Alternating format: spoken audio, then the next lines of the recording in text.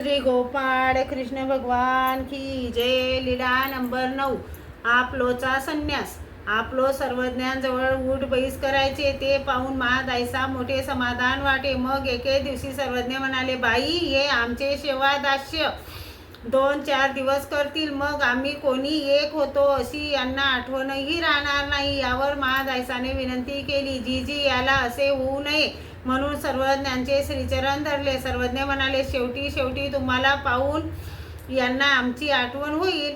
पुढे सर्वज्ञ उत्तरापंथी निघून गेल्यानंतर ते आपलो देवता अंगात येण्यासाठी रिंगण घालायचे. घरात देवारा करून देवतेचे पूजन करायचे, अक्षदा व्हायचे. एके दिवशी महादाईसा आपलोचा धार्मिक पडताळा करण्यासाठी गेली. घरात शिरायला लागली तेव्हा समोर देवाऱ्यातल्या प्रतिमा पाहिल्या आणि श्रीचक्रधर म्हणून परतली. श्रीचक्रधर हे नाव कानी पडल्याबरोबर आपलो उठले. सर्व प्रतिमा पाठीत भरून नदीच्या पाण्यात टाकून दिल्या. मग महादाईसा त्यांना भट्टोबासांजवळ घेऊन आली. त्यांना बोध झाला. नंतर त्यांनी भट्टोबासांजवळ संन्यास घेतला. श्री गोपाळ कृष्ण भगवान की जय.